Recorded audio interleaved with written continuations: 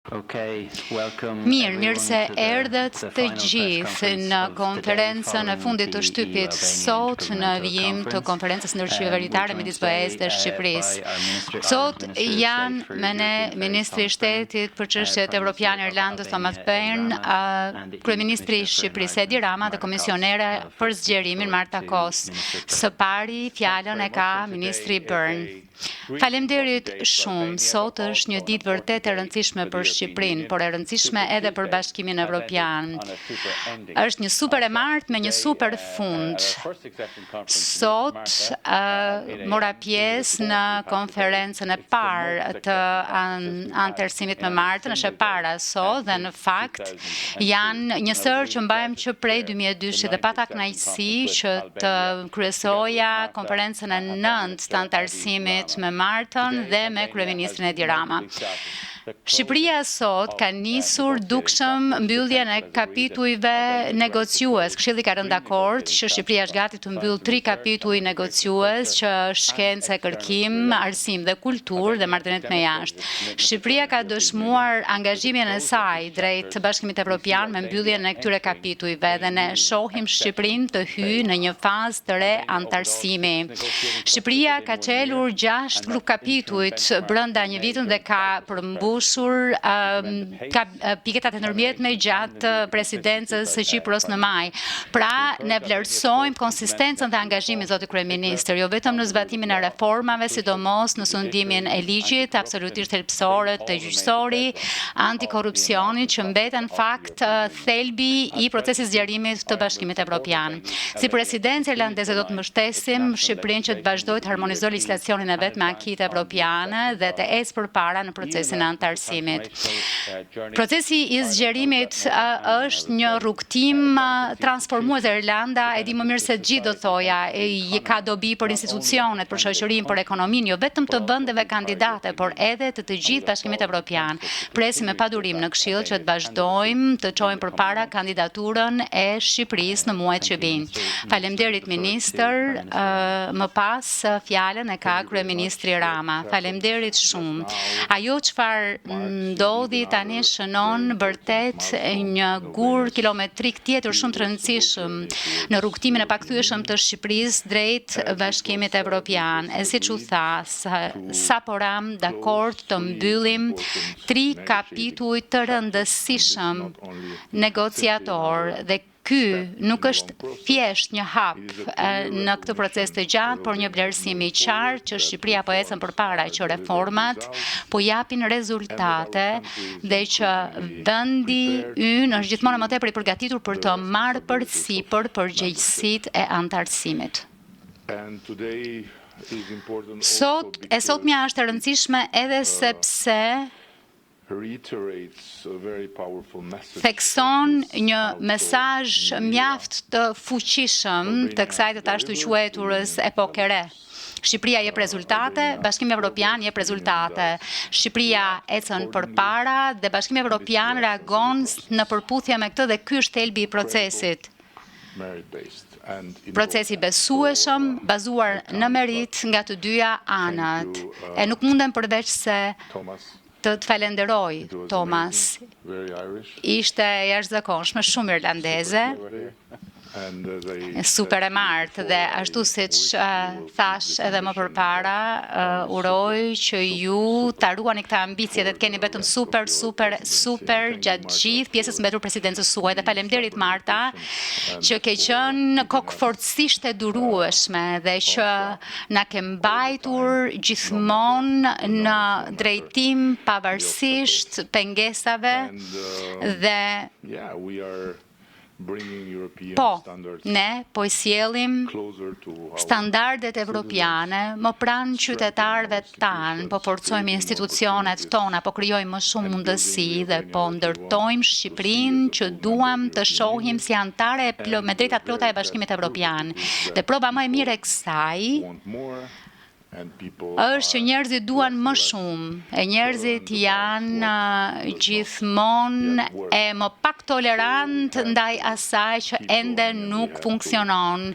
Pra na duhet të vazhdojmë të ecim përpara dhe të japim rezultate për qytetarët tanë. Dhe nuk ka asgjë më të mirë se sa rezultatet në bazë të këtij kuadri negociator që ka të bëjë me rritjen e standardeve dhe forcimin e institucioneve në vendin tonë. Faleminderit shumë. Faleminderit kryeministër, komisionere, ju lutem.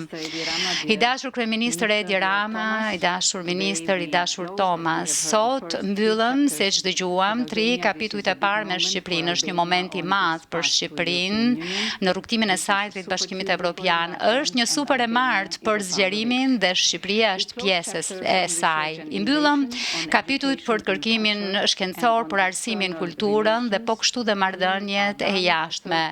3 përfunduan, kanë mbetur edhe 30 të tjerë. Këto janë fusha ku Shqipëria është tashmë pjesë e familjes evropiane praktikisht. Shqipëria ka qenë në përputhje të plotë me politikën e jashtme të BE-s për shumë vite tashmë. Të universitetet shqiptare janë pjesë e rrjetit të kërkimit të inovacionit evropian. Vendet që marrin pjesë në Horizon Europe dhe më shumë se sa 50.000 studentë shqiptar kanë marrë pjesë në Erasmus Plus, qysh prej se programi nisi në 2014. Përgëzime të gjithë miqve tanë shqiptar për punën e tyre dhe për këtë arritje. Kjo u bë e mundur sepse Shqipëria ka përmbushur piketat e ndërmjetme për sundimin e ligjit muajin e kaluar. Piketat e ndërmjetme janë një portë hyrëse që çdo vend kandidat duhet ta kalojë përpara se sa të nisë të mbyll kapitujt e negociatave, por më lejoni të jem e qartë që ky është një hap i ndërmjetëm që do të thotë se reformat në këtë fushë duhet të vazhdojnë të thellohen. Lidhja midis progresit në antarësim dhe përputhshmërinë me kapitujt thelbësore do të jetë parimi udhëzues ndërkohë që Shqipëria ecën përpara drejt objektivit të saj ambicioz për të mbyllur të gjithë kapitujt e negociatave deri në fund të vitit 2027. Për këtë ne inkurajojmë që të vazhdohet progresi në sundimin e ligjit dhe të drejtat themelore në sistemin e drejtësisë, antikorrupsionin dhe luftën kundër krimit organizuar. Japse tashmë ne mbështetemi te Shqipëria për të vazhduar e këmbgulur për reforma thelbësore dhe të marrë këto vendime në mënyrë transparente, gjithëpërfshirëse dhe kjo duhet përfshirë gjitha forcat politike, shoqërinë civile dhe publikun e përgjithshëm. Dhe duke folur për publikun e përgjithshëm, kemi rezultatet e reja të sondazhit ton të perceptimit. Në Shqipëri 92% të qytetarëve janë në favor të antarësimit të Shqipërisë në BE.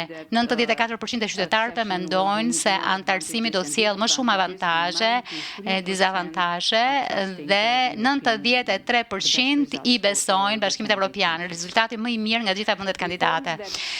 Reformat që i shërbejnë Shqipërisë mund të kenë sukses vetëm nëse të gjitha ata që janë të prekur kanë shansin të dëgjohen dhe të përfshihen. Dhe kështu antarësimi në BE shndrohet në proces transformues për kandidatët. Udhëheqja politike dhe mbështetja publike në favor të antarësimit në BE janë përtej dyshimit një recetë shumë e fortë për sukses. Është në duart tuaja që të jepin rezultate për pritshmëritë e qytetarëve shqiptar, duke intensifikuar harmonizimin me rregullat e BE-s dhe duke dhënë rezultate në reformat që kanë më shumë rëndësi për ta. Unë do të jem krahjues deri në fund të mandatit tim dhe Tomasi do të jetë krahjues deri në fund të këtij viti. Faleminderit komisionere. Tashmë do të lë radhën për pak pyetje, thoni emrin dhe organizatën nga vini.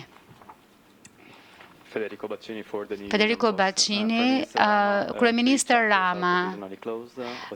3 kapituj janë mbyllur provizorisht, cila është situata me 30 kapitujt e mbetur.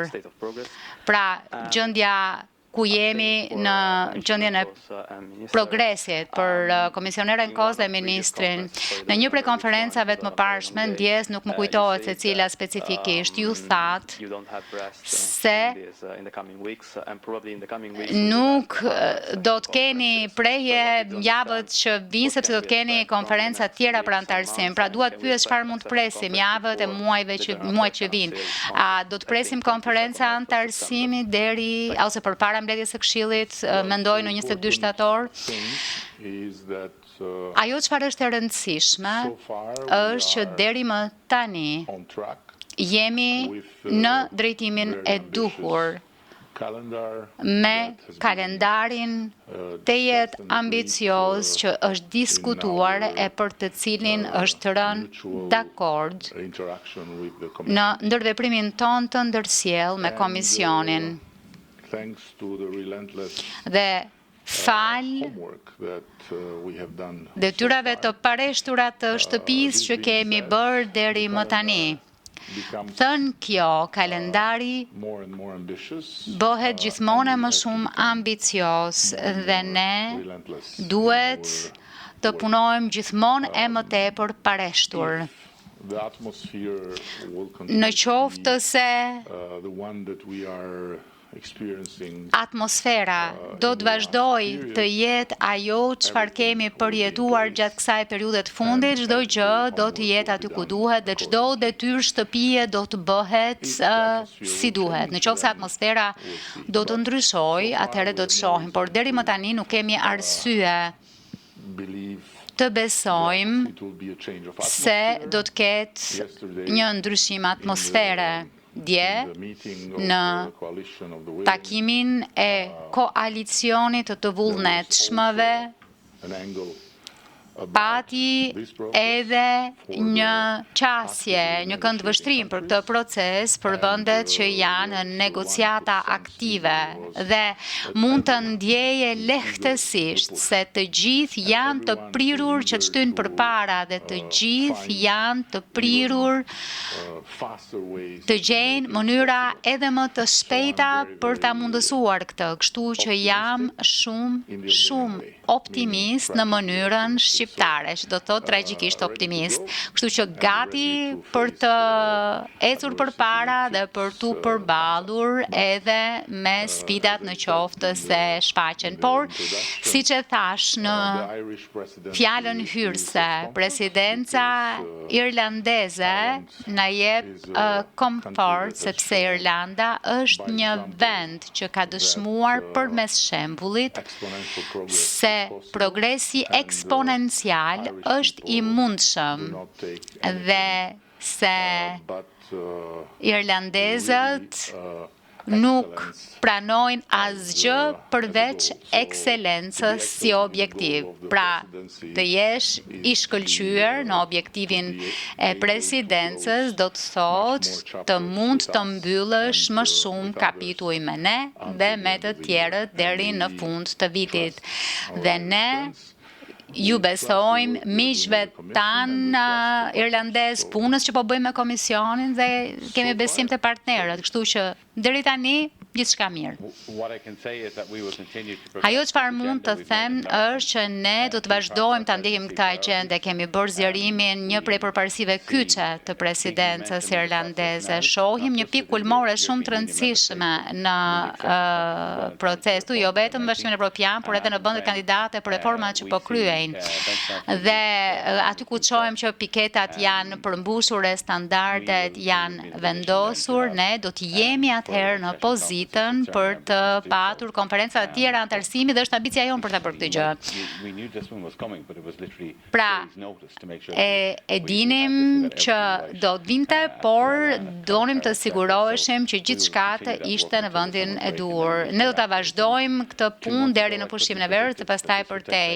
Në fakt, 2 javë më parë nuk e dinim që do të ndodhte kjo gjë, të parashikohej do të ndodhte në këtë super të martën dhe natyrisht nuk mund parashikohet. I vetëm të them që presidenca, ekipi, Ministria e Punëve të Jashtme dhe stafi në Këshill do të vazhdojnë ta ndjekin procesin e zgjerimit me shumë energji dhe do të reagojmë për ndaj asaj që Shqipëria dhe vendet kandidate do të bëjmë. Jemi teje të hapur dhe entuziast për perspektivën e konferencave të tjera të zgjerimit që do të vinë.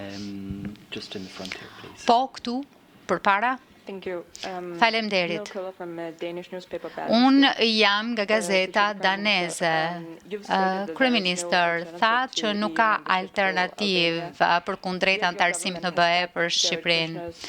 Por qeveria juaj ka mbështetur rezortin luksoz, mbështetur nga Jared Kushner që ka sjellë shqetësime edhe në Bruksel për standardet mjedisore dhe për procesin e antarësimit të Shqipërisë.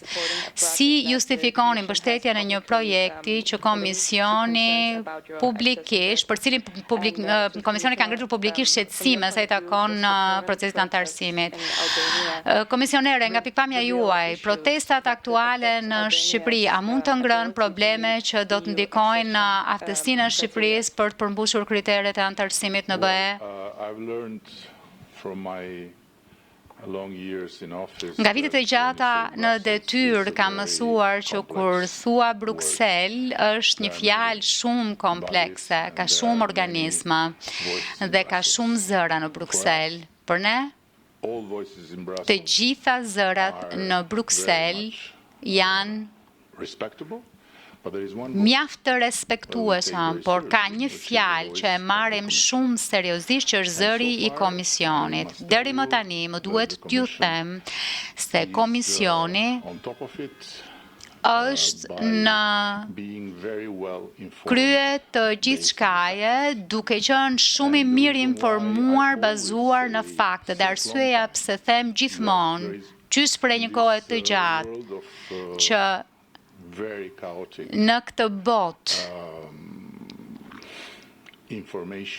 informacioni apo sistemeve shumë kaotike informacioni dhe pikpamjeve mjaft të debatueshme, ku e vërteta gjen gjithmonë më pak hapësirë, e gënjeshtra dhe gjysmë të vërtetat, vërtetat e rreme gjen gjithmonë më tepër hapësirë, komisioni mbetet në fakt ai që mban fort objektivitetin, sepse komisioni punon bazuar në fakte, punon bazuar në të dhëna, punon bazuar në burime të verifikuara.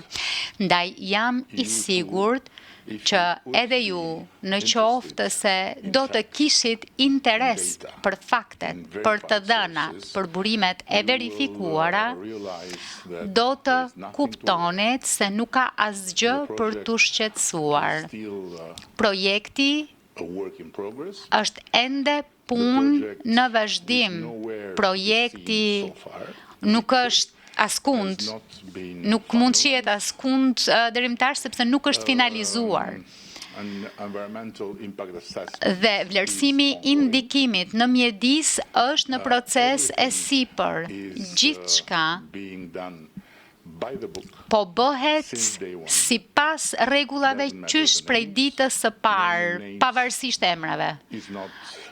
Përmendja e emrave nuk është diçka që na ndihmon për të shkuar tek e vërteta. Dhe kur them sipas rregullave, ka vetëm një libër rregullash që vlen për ne, që është libri i rregullave të standardeve të antarësimit dhe libri i rregullave të Komisionit të Bashkimit Evropian. Pra, ideja që Shqipëria do të vazhdonte përpara me diçka që nuk do të ishte në përputhje të plot me librin e shenjtë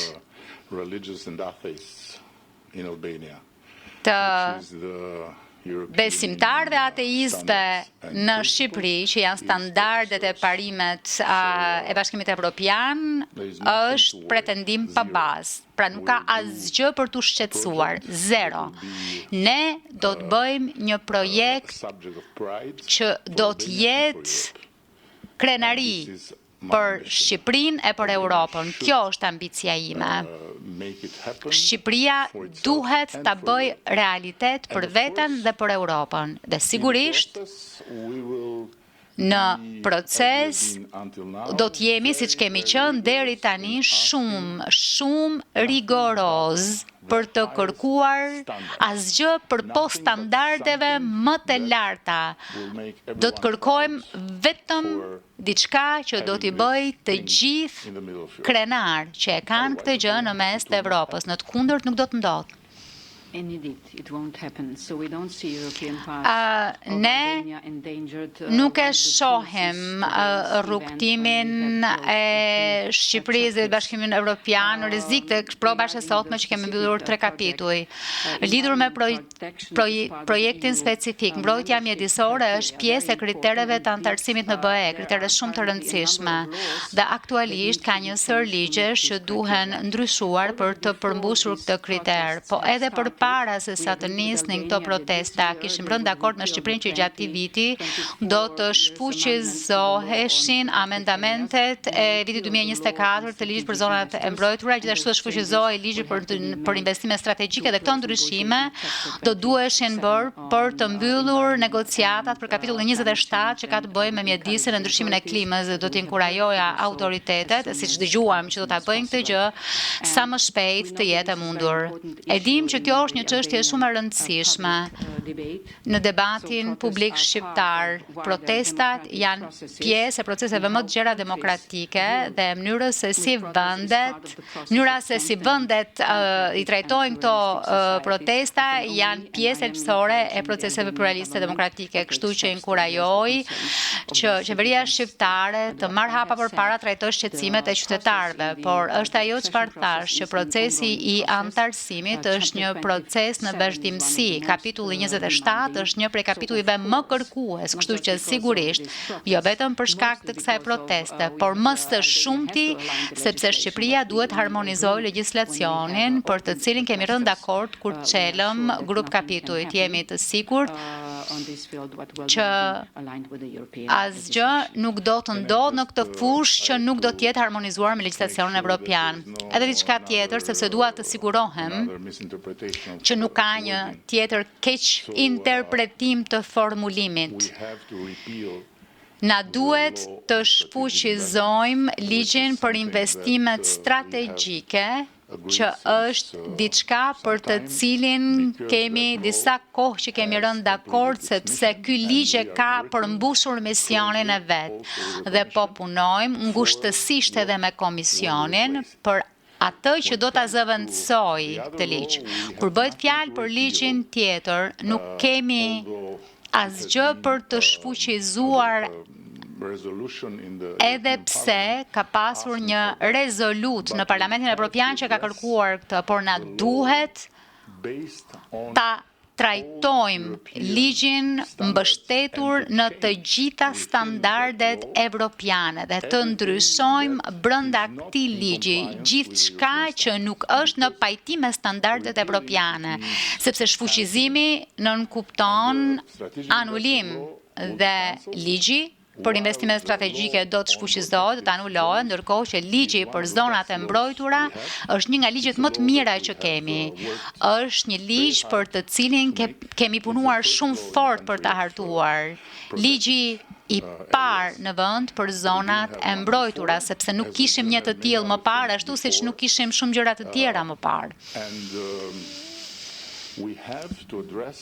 Dhe na duhet të trajtojmë pjesë specifike të cilat duhet të jenë në pajtim të plot me standardet e Bashkimit Evropian. Dhe edhe për këtë, ndërkohë që flasim, po punojmë me komisionin, por shfuqizim nuk është një fjalë që e marrim si fjalë për të qenë në përputhje, nuk është shfuqizim, është miratim 100% në përputhje me standardet evropiane. Shfuqizimi është për ligjin për investime strategjike, janë dy gjëra ndryshme, thjesht sa për të mos humbur në përkthim siç ndodh. Kemi kohë edhe për një pyetje tjetër, shoh Chrisin këtu në rreshtin e parë. Faleminderit Chris Powers. Kam një pyetje për ministrin Bën dhe për komisioneren Kos. Nga të 4 vendet e super të marrë të sot, të gjithë kanë data ambicioze në mendje për përfundimin e procesit dhe për kohën kur do të antarësohen. Nuk po ju pyes se çfarë mendoni për këto data, se besoj e di tashmë, por çfarë planifikoni të bëni që këto data të fusni në mendjen e antarëve aktual të Bashkimit Evropian, e ndoshta për të punuar që këto vende të bien dakord për këto data në vjeç kur të flasin për zgjerimin. Pra ideja është që për të rënë dakord për këto data objektiv në mënyrë që të shërbejnë dhe si motivim që vendet kandidatet do të futen sa më shpejt jetë e mundur. Në fakt kemi një proces që po ecën me ritme dhe do ta vazhdojmë këtë proces dhe ne reagojmë në momentin që vendet kandidate kanë përfunduar punën që duhet përfundojnë. Dhe në këtë bazë do të vazhdojmë ta ndjekim procesin. Shohim për shembull që Mali i Zi ka ngritur grupin për hartimin e traktatit të antarësimit. Dhe është hap i rëndësishëm, pra duhet të ndodhë puna dhe pastaj ambicia jonë për të ecur përpara. Pra të kemi një situatë kur puna teknike është bërë dhe kjo është shumë rëndësishme, por dhe kjo krijon momentumin e vet politik.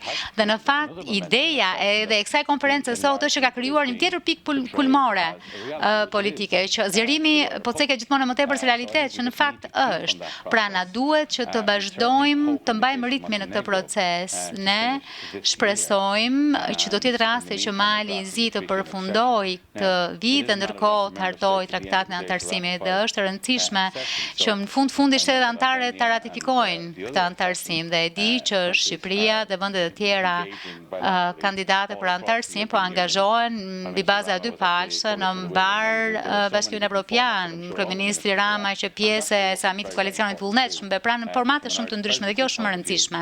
Nga pikpamja e presidencës irlandeze, ne e dim që ka shumë punë për të bërë, shpresojmë që do të ketë shumë punë për të bërë dhe jemi absolutisht ambicioz të punojmë dhe me Komisionin, sepse në momentin që ju tregon njerëzve që ajo që po bëjnë ka vlerë, mendoj që ajo duhet që ky proces të ecë me ritëm.